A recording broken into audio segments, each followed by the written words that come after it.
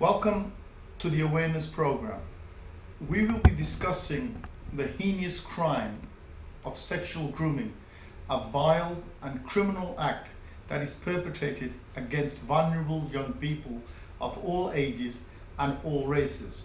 Shortly, we will be interviewing Andrew Norfolk of the Times newspaper, a journalist who has become and continues to be the leading voice of sexual grooming. Andrew, welcome to the show. Thank you. Just so everybody's clear about this heinous act, can you just tell us what is sexual grooming? The pattern of cases and offences that I've been studying for the past 2 years largely involves semi-organised or more organised groups of men who target girls, typically in the 12 to 16-year-old age range. And we're not talking about internet grooming here. We're talking about the initial contact being in a public place, perhaps in a shopping centre, in a town centre, in a bus station, train station, on the street corner, outside the school gates. Right. And the grooming process is one that begins with the very first contact in terms of chatting, flirting, sometimes with girls who, because of their age, are vulnerable, as in their adolescence, and they're the age where kids start to push the boundaries and want to test and want to be treated as more grown up than they really are. Right. And there are stages along the way, gifts often offered, alcohol, cigarettes, sometimes drugs, rides in cars, and gradually this can be a process that takes a few days or a few weeks. A relationship is built up, and often where a girl is thinking that she's falling in love. Mm-hmm. And the teenager grows increasingly dependent on the new boyfriend or group of friends. Very often these are lads who are only just a few years older initially. So you maybe got a 14-year-old girl and a 16, 17-year-old lad. Right. And she doesn't think that anything's going wrong is happening. Part of the process there is it is deliberately to alienate the child from her family and from her old friends. Okay. To draw her into the new world and the new circle of friends. So isolation here. Yeah, and you know what, adolescent rebellion anyway, you tend to have issues with family anyway. But what the girl doesn't realise is that there is a horrific end point here, because eventually the girl will be persuaded to engage in sexual relationship with, sometimes she thinks, a boyfriend. And before too long that girl can find herself being asked to sleep with the boyfriend's friend. Right. Or his brother. And in the most severe cases we've been studying, girls have ended up being put in cars and driven to houses and flats, or to parties, so-called parties, Okay. in so-called chill pads, where they are being abused repeatedly by numerous men. And the sheer scale of what we have uncovered is quite terrifying, both in terms of the crime itself and the failure of the authorities to address it. Right. Thanks very much for that.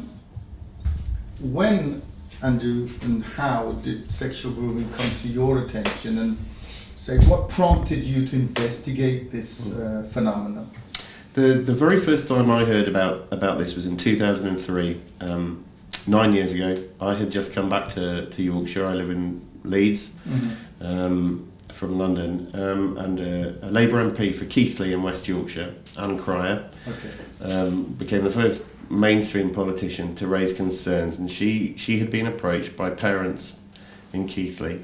2 secondary schools had complained to the police about young Pakistani guys hanging around outside the school gates in cars, chatting to girls as they were leaving school. Relationships had started, and the cycle I was just describing to you developed. Girls had been ripped apart from their families. They had been sucked into a desperate situation. Parents had gone to the police, who didn't want to know. They'd gone to social services, who didn't want to know. And this MP was speaking out for them. Now, we covered that story as a one-off story and moved on. And one of the reasons, I think, was because of a fear of giving the far right its dream story. But as the years have gone by, I've noticed increasingly from towns and cities, typically in the north of England and the Midlands, minor reports in local newspapers or from press agencies of a number of prosecutions taking place. And there was a pattern that was similar in terms that there was always two or more men. It wasn't a lone offender. The girls were always in that age group, 12 to 16, and it was this, what we've come to call street grooming, right, as opposed to online grooming. And the inescapable fact was the names of the defendants, because overwhelmingly these were Muslim names, British Pakistani men, and nobody was talking about this. Nobody had acknowledged that this pattern existed, and so we set out initially to trawl through the archives to get the evidence of every case where there were group prosecutions to see the profile, and the initial figures we came up with were quite startling. You touched upon it. It's gang related, so it's more than two people, and you also said just now it's Pakistani heritage gangs. Now, your research. So, what kind of research did you sort of dig deep into to get all that information? To give you an idea of the figures we came up with, we found 17 prosecutions over a 13-year period between 1997 and 2010. And they were from 13 different towns and cities. There were Leeds and Keighley and Manchester and Preston and Rochdale and Burnley and Derby. And in those cases,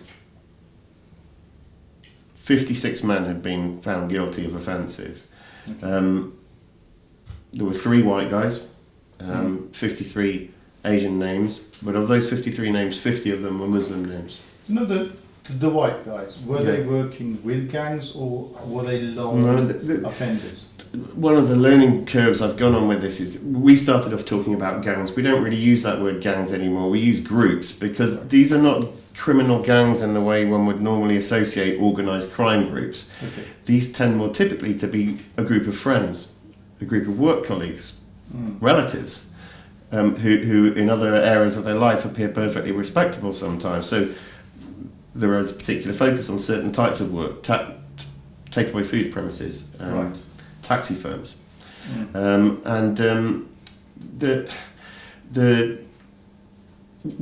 we weren't, when we were looking for the evidence, we weren't looking at anything to do with ethnicity initially. We were looking for criminal prosecutions where 2 or more men had been found guilty of child sex offences against girls in that age group. And there was one case that involved two white guys in Blackburn. They were, funnily enough, members of the British National Party. Okay. There was one case involving 2 illegal Hindu immigrants, and 50 men who were Muslim names, and the vast majority of those were Pakistani. There was a group of Iraqi Kurds. There have been cases involving Bangladeshis and Afghans, but overwhelmingly it's been British Pakistanis.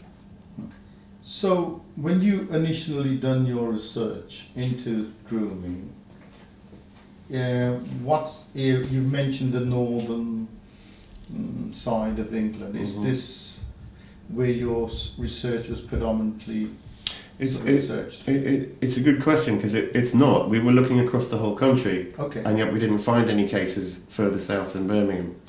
And I remember the Metropolitan Police saying at the time that they didn't have an issue with child sexual exploitation. Okay. Perhaps that's true. We think that's very unlikely.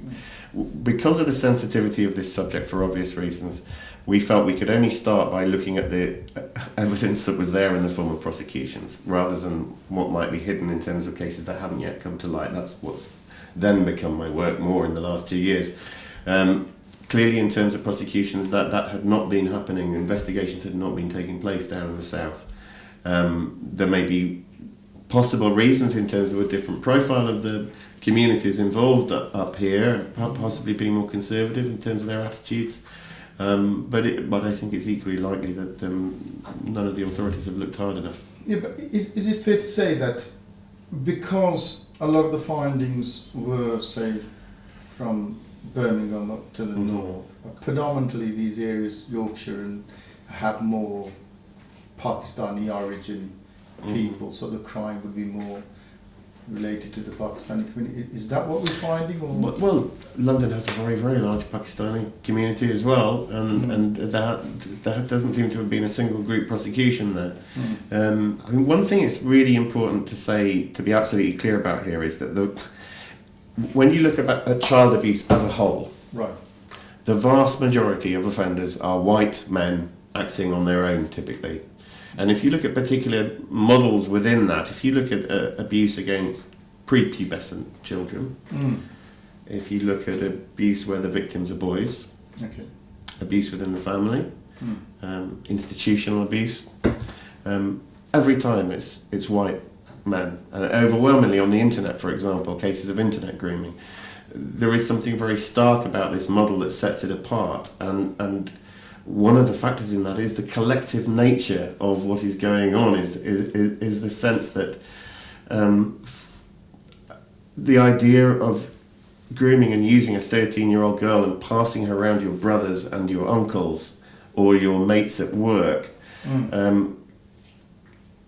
could go on for such an extended period suggests there is a different attitude to what is happening than the classic paedophile offence, where there is normally a reason why it's a lone offender, because if he told anybody what he was doing, he would find himself in a lot of trouble. It's fair to say it's your findings that there is a pattern of abuse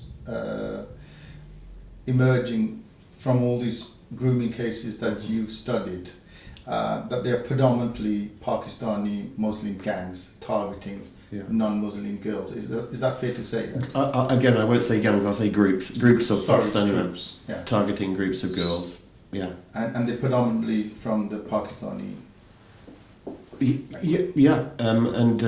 Since we did that initial story over the past 2 years since then, there have been more cases come to light. There was obviously a very high-profile prosecution in Rochdale, where 11 men were prosecuted and 9 of them were found guilty. There have been cases in Leeds, in Burnley, and in another one in Birmingham, and they've all been British Pakistanis. Okay, that's very interesting, because obviously Muslims from other parts of the world also reside in the north. Have you come across where Muslims from other communities, like from India, Indian Muslims, have they been ever sort of been caught up in these groups? As I said, there have been cases where men of Bangladeshi origin, Afghans, Iraqi Kurds have been associated with this. But a really interesting example is Blackburn in Lancashire.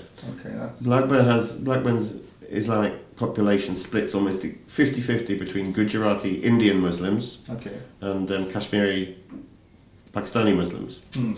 And all the cases of group sexual exploitation have been in the Kashmiri community, not in the Gujarati Muslim community. So that's a really interesting example for me, for people who try to say this is purely a Muslim offence. Well, if that's the case, why is it in one community and not in the other community? And people have sort of talked about possible different educational levels there in the different communities, and perhaps this uneasy blending of culture and religion that goes on in some of the deeply conservative Pakistani communities in the north, which are often Mirpuri origin, very rural area, where cultural traditions sometimes get mixed up with what Islam is. Insistence on arranged marriages, the huge proportion of first cousin marriages, and attitudes to the non-Muslim, which are very loosely used to justify regarding non-Muslim girls in a different way from the way and the honour and the respect that you should show a Muslim girl. But that also came through one of the I believe it was the Rochdale case where, or it was the Liverpool one, where one of the defendants said that it's acceptable in our culture. Yeah, a 59-year-old man from Rochdale told, this was the evidence of a girl who was 15 when she was initially abused by him and then put in a car and taken to be abused by other men. He told her that it's okay, because in my country you can have sex with girls from the age of 11. And among the many factors here, there's an interesting issue in terms of the age at which a girl becomes a woman. The age of consent in this country is 16. That's right, yeah. State law back in Pakistan may well say something similar, but village cultural tradition and Sharia both say that puberty is the green light for marriage. Okay. And if the average age of puberty now is 11 in this country, which it is, then in some interpretations, therefore, that girl is now a woman. And they're legally right to... And if you have British imams, as you do, as another newspaper had exposed last month, agreeing to marry 12-year-old girls, then perhaps the sense of shame that might be associated with having sex with a 12-year-old girl and passing her around your mates might be less than it would be in other communities in this country. You know, since all this has come out, have you gone into Muslim organisations or Pakistani organisations? Are you getting any help or support from organisations? There have been some. It tends to be more individuals than organisations who have taken a lead in speaking out about this. There's an organisation called the Ramadan Foundation, which has been very, very critical and has tried to confront issues within it, the British Pakistani community. There have been individual imams who have spoken very strongly. One of them has even been holding workshops in West Yorkshire to try to educate young men. And I've heard public speeches that were given by the same scholar who was loudly not just condemning what was happening, but very openly saying this is a problem, we can't hide from it. Having said that, they are the tiny exception to the majority. The majority response has been to want this issue to go away, initially to deny it was happening at all, to suggest that the entire Muslim community is being demonised, or the entire Pakistani community is being demonised by highlighting the offences of what are clearly a subsection within that community. And one thing that's really important to acknowledge, I think, is for me as a white man, as a white British man, I don't feel threatened if somebody says most child sex abusers in this country are white men. Right.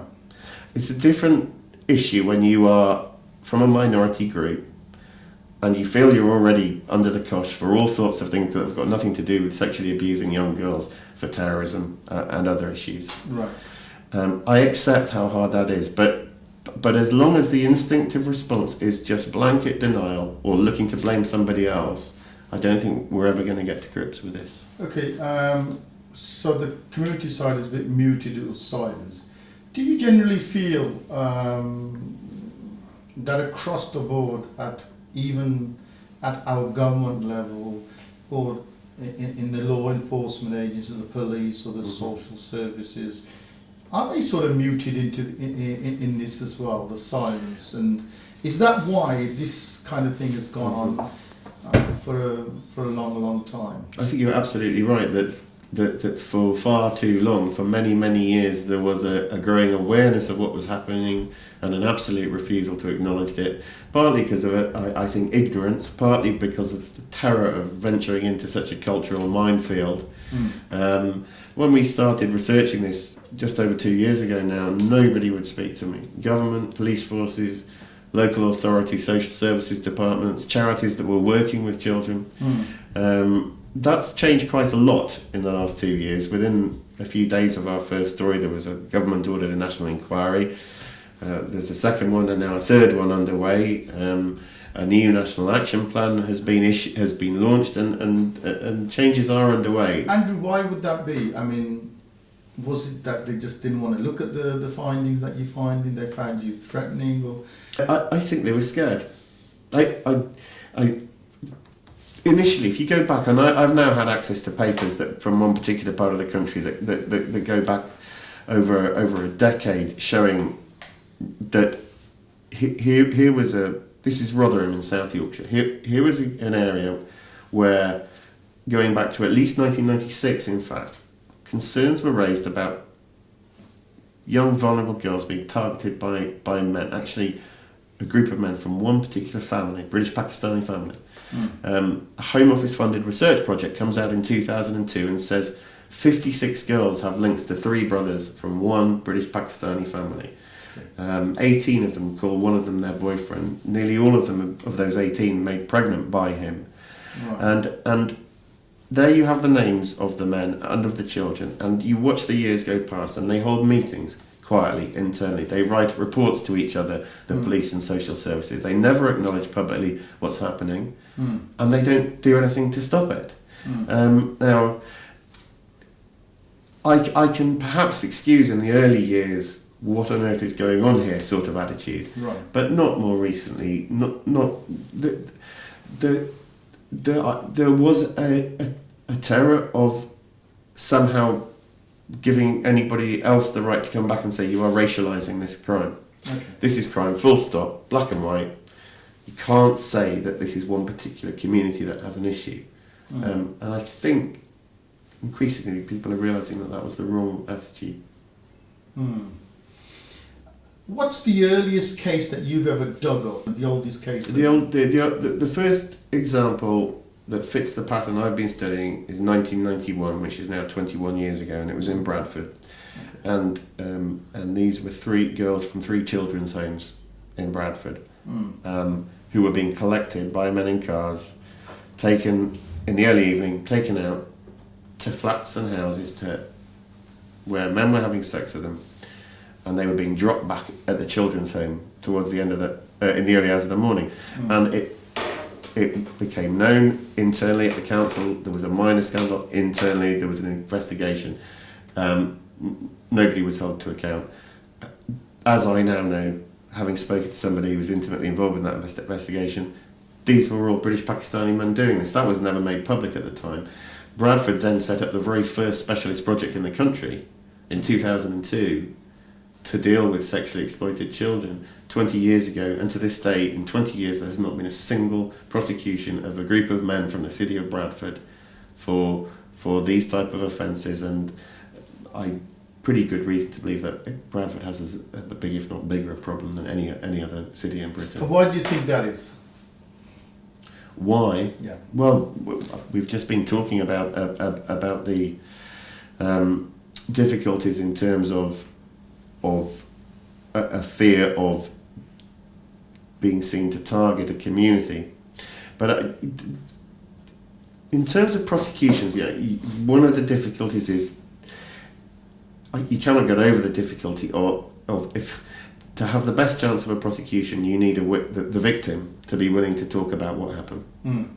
And these have proved incredibly complex cases to prosecute because the nature of the grooming is such that you've got a child who has been drawn and sucked into that horrible world, and sometimes she doesn't understand what's happening. Sometimes it takes a long time for her to realise what's gone on and how she has been used and exploited. Sometimes she's clinging to the idea that she still maybe is in love with the first guy, the boyfriend figure, even, and blames the other men around him, and it can't have been really his fault. There are huge issues of shame and guilt associated. Talking to your parents about what's happened is so incredibly difficult, let alone talking to a police officer about it, let alone being willing to stand in a court and be cross-examined about very intimate details of what's happened to you. So even in the rare cases where there was an appetite by law enforcement to do anything about it, it wasn't always a very easy journey. Yeah, I mean, currently we're in the midst of the Jimmy Savile sort of scenario, and there's people coming up now, and they believe over 400 people. Now, at that time, they thought nobody would believe us.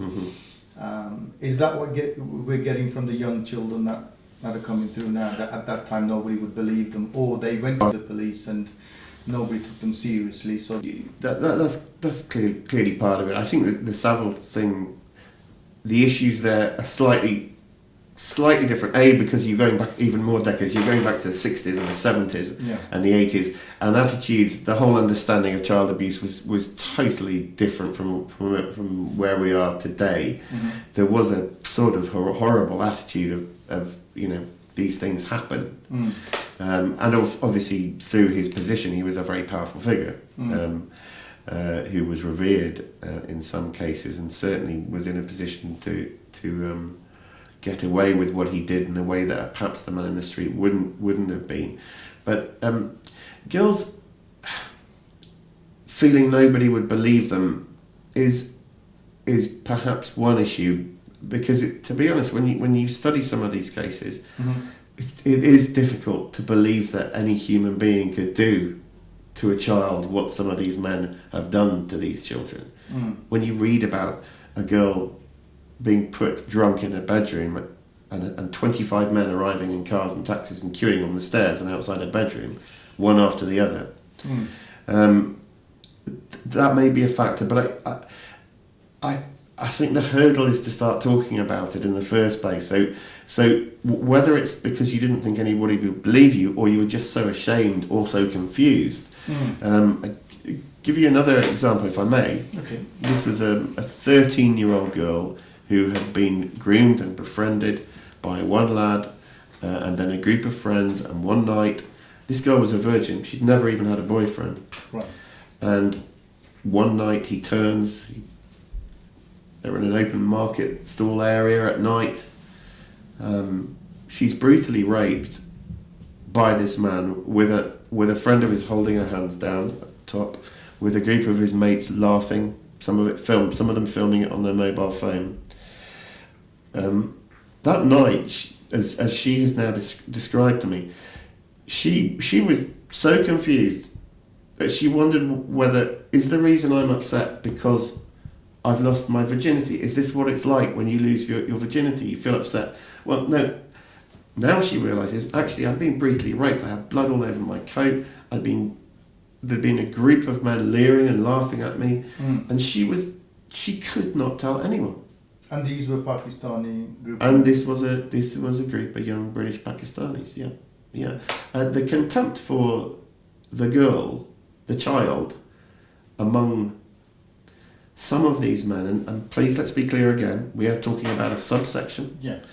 But those who believe it is okay to do this, they treat these girls as subhuman with such contempt.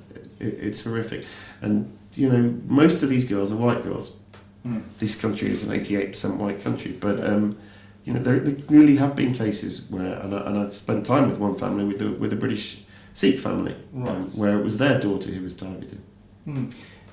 We're just talking about the young lady whose family ran a business, and they had a 4-hour gap, and she was sort of groomed in that gap. What happened to her?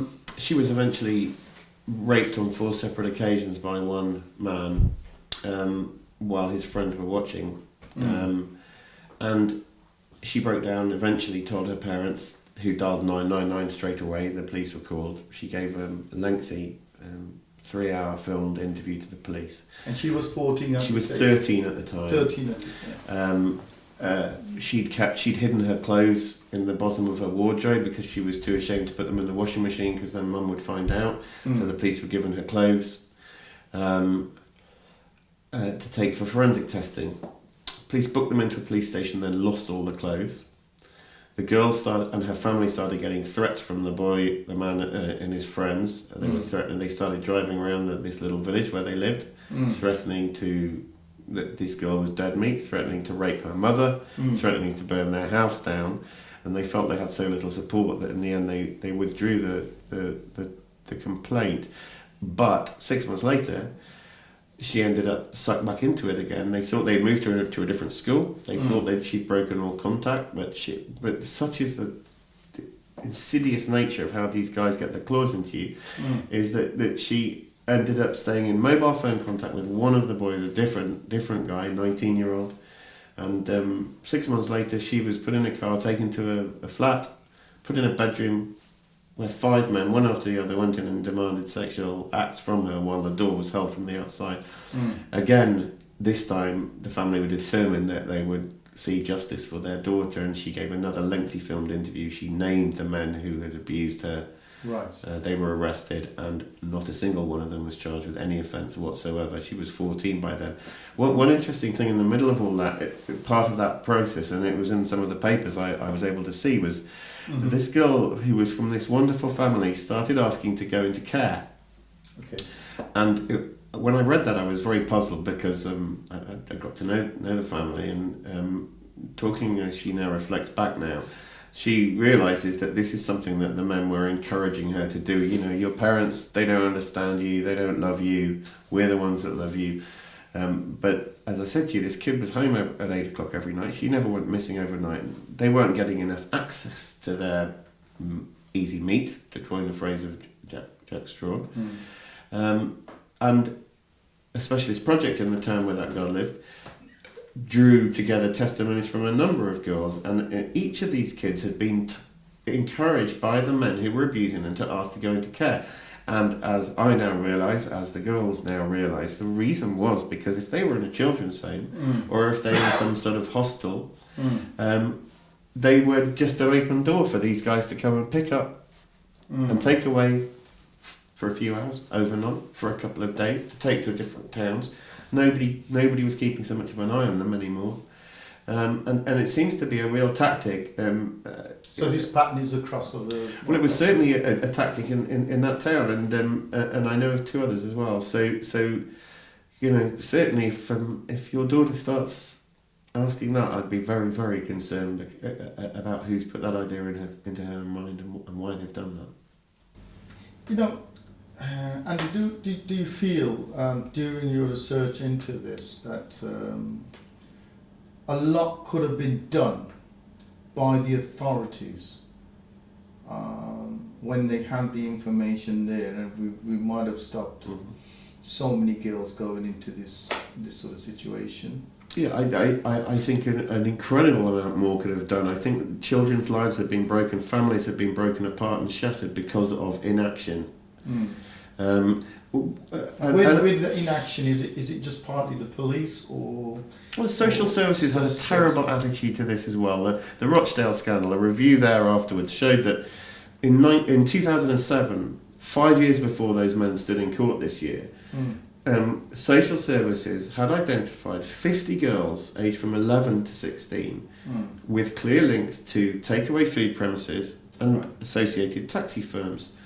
And the attitude of the social workers was, when specialist projects were trying to refer these girls to them and saying, look, these girls are being used for sex by adult men, was that because the girls seemed to be consenting to what was happening, these were merely willful teenagers. And effectively they were consenting to their own abuse. And there's been a parliamentary report this year about runaways from domestic homes or local authority homes, saying that ingrained within the entire social care system was an attitude that children could somehow consent to abuse. You cannot consent to abuse. If you're under 16 years old, you cannot. It's a criminal offence if it's an adult. So that's one reason why these guys were able to operate with almost complete impunity. You know, we've also been researching this subject for a long time, and our findings are, and this is through actually the police themselves, and talking to police off the record, and they're saying that there's 42 police or 43 police forces around the country, and yet they don't seem to handle this issue with the same sort of You're right. the same markers, the same intensity, and they're not talking to each other. No, and these girls are moved from one town to another. Yeah. Trafficking is a big issue in this. That we tend to think of trafficking as global trafficking, as in foreign children being shipped into this country, whether for domestic servitude, forced labour, sexual motives. Right. But it is a criminal offence to move a child from. It doesn't even have to be from one town to another. If you move a child from one side of one town to another for the purposes of exploiting them sexually, that's a criminal offence. And in these cases, you typically have children being moved, put in a car. There was one case I can think of where a girl from very near Birmingham was being driven to Lancashire and Yorkshire. That's over 100 miles. That's right. You've got girls constantly being moved between Yorkshire and Lancashire and the Midlands. And you've got police forces not really talking to each other. And it's clear that there has been a really different learning process. Lancashire Police, for example, which is generally thought of as having the most advanced measures in place to tackle this, has a dedicated, what's called multi-agency child protection units, sexual exploitation unit in each of its 6 divisions in Lancashire Police. You've got police officers, social workers, education officials from schools, health workers, often specialist charities, sitting around the same table every day. If information comes in about a child, they can talk to each other, they can get all the information shared straight away, they can respond very quickly. And at the same time as Lancashire had that, you had other forces, neighbouring forces, which were almost Stone Age in their understanding of this. And when that's the case, and you've also got girls being moved between those 2 force areas, it doesn't seem to make any sense that there's been this lack of coordination. Okay, Andrew, a question that a lot of people ask us in the community, is there a pattern of only children from sort of broken families that are affected by this, or is it across the... Yeah, I feel that's a really, really important thing you ask there, because there's a danger in assuming that this can only happen to children from completely dysfunctional backgrounds, and perhaps children who are in the care system. And on the one hand, it's true that children from those very tough backgrounds are disproportionately represented among the identified victims. It would be a nonsense to suggest it's only children from those backgrounds, because I've dealt with families that would be described as impeccable, to use a term, middle class, loving, caring families where there were no obvious areas of vulnerability at all. I'll give you one example. This was a girl whose mum and dad both worked. They ran the family business. Right. And her only area of vulnerability, if you like, is that her secondary school finished at 3:30. She lived in a village. She'd come home, have tea with her grandmother, get changed, and then between about 4 o'clock in the afternoon and 8 o'clock when mum and dad got home from work, there was a 4-hour window there. And when they thought that their daughter was playing with her friends or at home, this kid was going with a friend from school, another girl who had acted as a sort of facilitator in terms of introducing her to this exciting new group of friends, and they were getting a bus from the village into the nearby town and meeting up with this group of lads. And this went on for 3 months without the parents realising, because she was never home late. She was always back home by 8 o'clock when mum and dad got home from work, and they, because she'd always been a brilliant kid, never caused any problems, great grades at school, it wasn't until finally, and this girl had been bottling stuff up, until she finally broke down and told them that they realised there was anything wrong at all. And I've seen internal police reports talking about, academics, talking about doctors, talking about the children of, professionals whose lives have been ripped apart by this. They'll find an area of weakness and they'll target it. Okay, I mean, is it a point that you sort of raised with this particular case that we're talking about just now, facilitators, another girl facilitator. In this sort of research that you've done, obviously we're seeing predominantly young males who pick on girls, but are there sort of women working in this area where girlfriends luring other girls into sort of areas like that? In the classic model cases I've been looking at, and it repeats the pattern that repeats again and again. We're not talking about Pakistani girls here. We're talking about white girls who themselves have gone through the process of being targeted, groomed, and abused, who are then, as they grow slightly older, they become 16, agents. 17, partly to deflect it from themselves so that it's no longer happening to themselves, are then drawing younger girls in. So they're free from the abuse because they've produced somebody else. So they are effectively facilitating what's going on as a protective mechanism. Do it to her, not to me. And sadly, inescapably, they like younger girls. These guys get more pleasure from 13, 14-year-olds than they do from 16, 17-year-olds. Is it because, in the prostitution thing, is it because there's more money made out of younger people, or the younger the girl, the more money somebody will pay for? You're touching on a whole new area using that word prostitution, and I think this is a really important thing as well, to be clear. Okay. We've come a long way in this country. We used to talk about child prostitutes. Incredibly recently, in the late 90s, we were still prosecuting girls for child prostitution. In 1996, we cautioned over 1,000 children for child prostitution, including a 12-year-old girl down in Brighton. And we no longer talk about these kids as prostitutes because understanding has changed. Prostitution suggests a blame attached to the child, suggests they are doing it for money. Right. This is not a financial transaction. In the vast majority of these cases, these kids are being given drinks, cigarettes, alcohol, maybe a bed for the night. They are not taking part in a commercial transaction. In those circumstances where there has been money exchanged, often the children haven't got a clue what's going on. That's something I've come across many times. Kids being taken to a restaurant where sent up the back stairs where there are men there, and the men are sometimes paying the boyfriend figure. Okay. But the girls are not getting any money. Very rarely have we seen cases where these kids are actually themselves receiving money for what is happening. That's why we don't say prostitution anymore. And I think it's a really important change we've made. These are children who are being exploited. They are victims. They are not agents.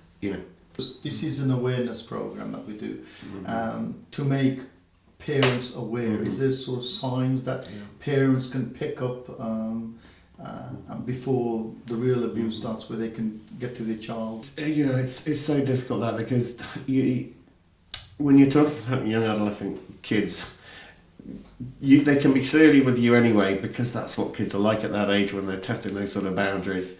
And parents are irritating, everything's irritating. But perhaps the best advice I would give anybody is to go onto the Barnardo's website, where they have a checklist of things to look out for. One of the big clear warning signs is unexplained absences. If you've got a child who's going missing couple of hours, even longer.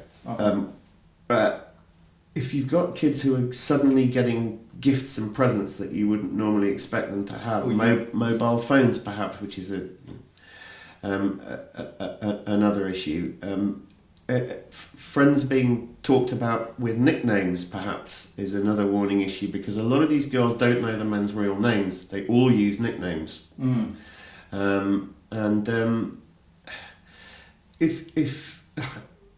If suddenly the language, the way they're talking changes, maybe if they start using sexualized language, that would be another big warning sign. Or having said that caveat about all adolescents being a nightmare often, if they start becoming particularly distancing themselves from the family, spending, again, a lot of kids spend time in their bedrooms. But if the change in behaviour is quite sudden, I think that would be another thing that you'd be concerned about. Okay. Earlier on in the interview, we were talking about. You mentioned that you've worked with a Sikh family. Could you sort of elaborate on what sort of work that you've done with them, or what you were looking into for their families? When I started out on this road, I initially thought it was only white girls who were being targeted, and I now realise that really isn't the case at all, because really what's being targeted is what's available to these guys. They're hypothetical example. You're in an arranged marriage to a wife who's come over from the village where your family originate from. She speaks no English whatsoever. You've got absolutely nothing in common with her. She has not a clue about British culture. She's not leaving the house. You've grown up in a British Pakistani family where you're born in this country. You go to school in this country. Sex is on a plate everywhere you look. Films, television, music, billboards, you name it. You're wanting to be a lad, let's say. Right. Muslim girls are completely off limits. They are to be honoured and respected and cherished. And if you the possibility of a boyfriend-girlfriend relationship, particularly in these conservative northern communities, is not there. White girls your own age are not interested particularly in you, because they're going out with white boys their own age typically. Right. What is available are those younger vulnerable kids who are hanging around on street corners, and or you meet them in a shopping mall on a weekend or whatever, and they're impressed because you're 17 and they're 13, or you're 18 and they're 14, and because this is a white majority country, overwhelmingly 88% white country, because partly for cultural reasons, it's white kids who tend to be hanging out. If you see a group of 5 kids hanging around on a street corner at 7 o'clock in the evening or at a bus station, they're more likely to be white than anything else. That's why they get targeted. But I now realise they target what's there. And if there's a girl from any community who, and even the Muslim community, there have been 2 prosecutions where it was a Muslim girl who'd gone completely off the rails, was running wild with white kids. But from the start, the Times was being contacted by Hindu and Sikh organisations saying this is happening to our girls as well. Right. And I kept saying, show me the evidence, because I couldn't find a single prosecution. Right. And it's only through being put into contact with a very brave family down in the West Midlands the mother contacted me a year ago, that I went and spent time with them and have heard the story of the horrors that happened to their daughter. I think she was 12 or 13 when they first had problems in the south of England, and they moved to the West Midlands. Okay. And problems repeated, and the lack of support they received from social services and the police, which is a very typical pattern across the board. This was a girl who was targeted initially, again, by a lad who was a few years older, but who has ended up running away, and at 16 was living with a 25-year-old Pakistani guy who just come out of prison for drug dealing, and their lives have been shattered by what's happened.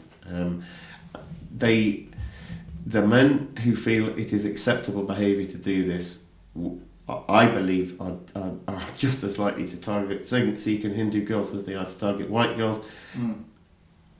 Perhaps we've seen less cases because the availability, as in hanging around a street corner, might be a little bit less. Perhaps we've seen less cases because it's even more difficult for Hindu and Sikh families to speak openly about what's happening. It's a taboo subject, and they don't want their daughter's name out.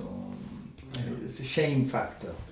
It plays a big important part in the culture. But I'm going to thank you very, very much for taking time out to talk to the Sikh Awareness Society and the channel, and may you carry on your good work, because I believe that your work of the last 2 years has opened a lot of eyes, and people now, I believe, are moving in the right direction, i.e. the police and social services. Is that a fair assumption to make? I think you do make a fair comment there. I think an awful lot has changed in the last 2 years, and I don't think we're going to be able to go back. And I also like to say that the work that organisations like the Sikh Awareness Society is doing in going out and speaking to families who've had problems, in giving the confidence of families to know they're not alone, that they can come forward and speak to you.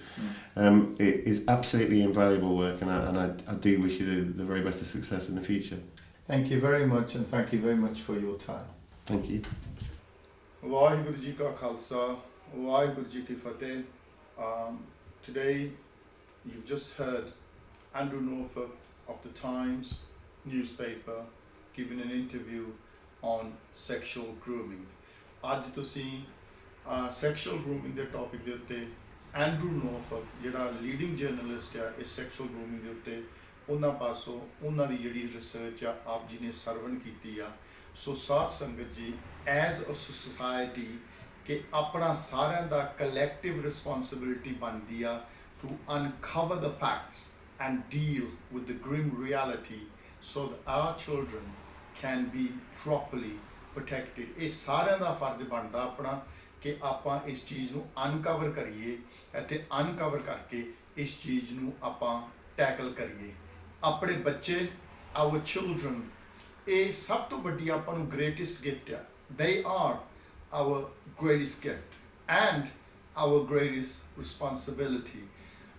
The fact, Sadh Sangat ji, that they can be abused in any way, shape or form, it's horrific just to think about it. All the information that you've ਆਪਾਂ film ਦੇ ਵਿੱਚ ਦਿਖਾ ਲਿਆ ਸਾਧ ਸੰਗਤ ਜੀ, ਇਹ ਸਾਰਾ ਇਨਫੋਰਮੇਸ਼ਨ ਆਪਣੀ ਵੈਬਸਾਈਟ ਤੇ ਵੀ ਆ ਸਿੱਖ ਅਵੇਅਰਨੈਸ ਸੁਸਾਇਟੀ. ਸੋ ਜ਼ਰੂਰ ਜੇ ਕਿਸੇ ਨੇ ਚੰਗੀ ਇਨਸਾਈਟ ਲੈਣੀ ਹੋ ਹੋਰ ਕੇਸਾਂ ਵਿੱਚ ਵੀ ਪਿਛਲੇ 20 ਸਾਲਾਂ ਤੋਂ ਸਾਧ ਸੰਗਤ ਜੀ ਉਸ ਵੈਬਸਾਈਟ ਤੇ ਜਾਓ, ਉੱਥੇ ਸਾਡਾ ਕੰਟੈਕਟ ਆ. You can contact us personally as well. Your child could be next. Be aware, be prepared, be enlightened. Waheguru ji ਕਾ ਖਾਲਸਾ ਵਾਹਿਗੁਰੂ ਜੀ ਕੀ ਫਤਿਹ.